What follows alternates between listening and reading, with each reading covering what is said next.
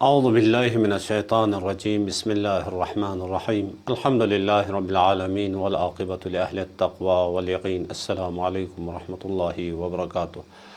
ناظرین گرامی قدر، آپ کی خدمت میں انسان شناسی قرآن کے آئینے میں اس عنوان سے گفتگو کا سلسلہ جاری ہے۔ گزشتہ چند نشستوں میں ہم نے اس موضوع کی اہمیت اور اس کی ضرورت کے بارے میں گفتگو کی۔ آج اس عنوان کے آغاز اور ابتدا میں انسان کی مختلف دانشمند اور محققین کی نگاہ میں اس کی تعریف مختصر بیان کرنے کی کوشش کریں گے۔ یہ ایک قاعدہ اور اصل ہے، کسی بھی علمی گفتگو کو شروع کرنے سے پہلے اس گفتگو میں جو اصطلاح استعمال ہوتی ہے یا جو ہمارا عنوان گفتگو ہے اس کے بارے میں ایک مختصر تعریف ہونی چاہیے۔ پھر تعریف ہوگی، یہ تعریف یعنی اس گفتگو کا ایک اجمالی خاکہ پیش کرنا چاہیے۔ اجمالی خاکہ پیش کرنے کے بعد پھر اس کے بعد تفصیلات کے بارے میں گفتگو ہو سکتی ہے۔ تو اسی طرح انسان کیا ہے، جیسی تعریف ہوگی اسی حساب سے آگے اس کی تفصیل بیان ہوگی۔ پہلے ہم مغرب زمین سے تعلق رکھنے والے مختلف علوم کے ماہرین اور محققین کی نگاہ میں انسان کے بارے میں جو تعریف کی ہے، بعض محققین نے کہا ہے کہ انسان ایک حیوان ناشناختے ہے، یعنی ایک جانور ہے جس کے بارے میں ہمیں کوئی علم نہیں ہے، ایک مجہول جانور کا نام انسان ہے۔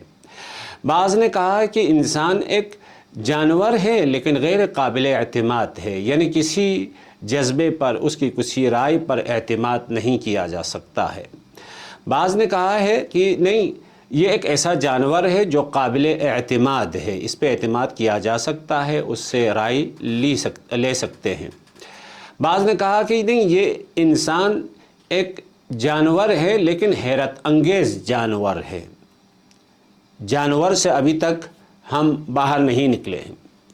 بعض نے کہا نہیں، یہ ایک انسان جانور ہے لیکن ارادہ مند جانور ہے، یعنی باقی جانوروں اور اس انسان کے درمیان فرق یہ ہے، باقیوں کے پاس اتنا قوی ارادہ نہیں ہے لیکن اس انسان کے پاس یہ ہے، وہی جانور ہے لیکن اس کے پاس ارادہ ہے۔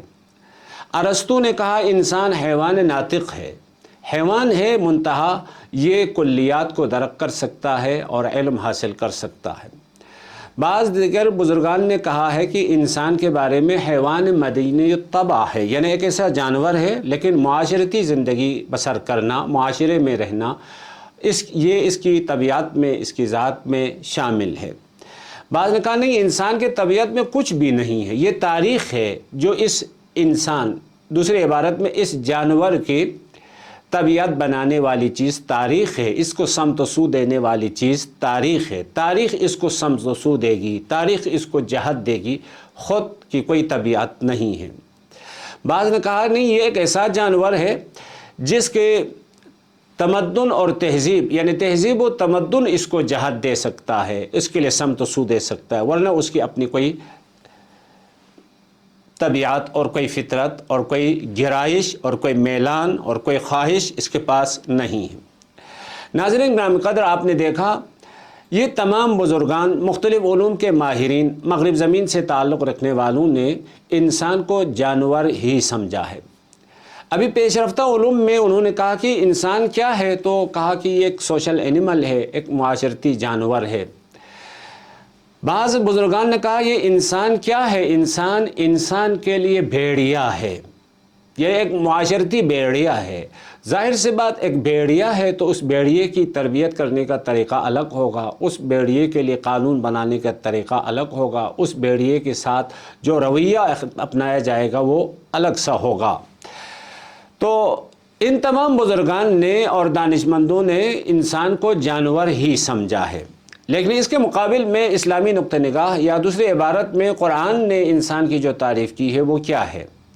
اس زمانے کے معروف و مشہور مفسر جناب علامہ جوادی آملی انسان کی تعریف کرتے ہوئے لکھتے ہیں، انسان حی متعلہ، انسان جانور سے بالاتر ہے، حی متعلہ، کیونکہ کسی بھی چیز کی تعریف کرنے کے لیے جنس اور فصل کا ہونا ضروری ہے۔ جنس یعنی ایسی چیز، ایسی حقیقت جس میں اس کے ساتھ دوسرے حقائق بھی اور دوسرے انواع بھی شریک ہو۔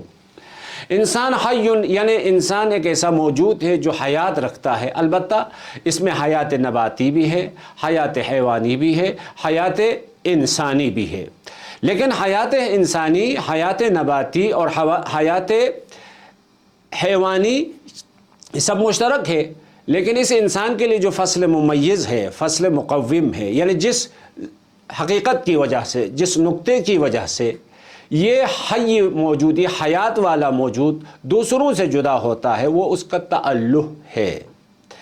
یعنی اس انسان کی ذات میں خدا خواہی، خدا جوئی اور خدا یابی اور خدا پرستش کی حقیقت اس انسان کی ذات میں موجود ہے۔ اس انسان کے فصل مقوم یعنی جس کی وجہ سے اس کو وجود ملتا ہے، جس حقیقت کی وجہ سے یہ باقی حیات والے موجودات سے جدا ہو جاتا ہے، جس کی وجہ سے اس کو یہ حقیقت ملتی ہے، انسان کی حقیقت ملتی ہے، وہ تعلق ہے، یعنی خدا شناسی، خدا یابی اور خدا پرستی۔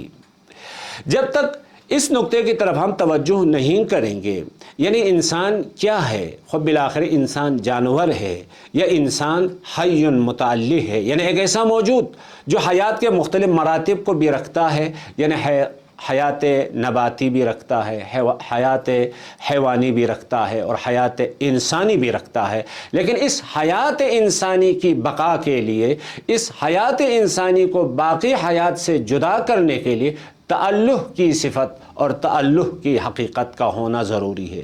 تعلق یعنی خدا خواہی، خدا یابی اور خدا پرستی۔ لذا ناظرین گرامی قدر، اسی تعریف کے مطابق ہم آگے انشاءاللہ گفتگو میں اس حیوان کی یا اس انسان کی تفصیلات کو بیان کرنے کے لیے کوشش کریں گے، اور اسی حقیقت کی طرف خود قرآن میں بھی اشارہ ہوا ہے، وَإِذْ قَالَ رَبُّكَ لِلْمَلَائِكَةِ إِنِّي جَاعِلٌ فِي الْأَرْضِ خَلِيفَةً، یعنی پروردگار عالم نے بھی اس انسان کو جانور نہیں کہا ہے، بلکہ اس انسان کو اپنا خلیفہ کہا ہے، اپنا نائب کہا ہے، اپنا جانشین کہا ہے۔ جانشین وہ ہوتا ہے جو مستخلف عنہ، نائب وہ ہوتا ہے جو منوب عنہ کی تمام صفات اور تمام اسماء حسنہ کے تجلی بن سکے، اس کے لیے انعکاس بن سکے۔ لذا انسان کے اندر باقی تمام مخلوقات سے ہٹ کر یہ صلاحیت موجود ہے، یہ استعداد موجود ہے، یہ پروردگار عالم کی لامتناہی صفات کا مظہر بن سکتا ہے، لامتناہی صفات کا یہ تجلیگاہ بن سکتا ہے۔ تبھی انسان خدا کا نائب بن سکے گا، تبھی خدا کا جانشین بن سکتا ہے۔ بس خدا کا نائب بننا، خدا کا جانشین بننا، خدا کی لامتناہی صفات کا مظہر بننا اس انسان کی فصل مقوم ہے۔ خدا کی بارگاہ میں دعا کرتے ہیں، پروردگارہ ہمیں اس بابرکت مہینے میں انسان شناسی کے ساتھ خدا شناسی کی توفیق عطا فرما۔ والسلام علیکم ورحمۃ اللہ وبرکاتہ۔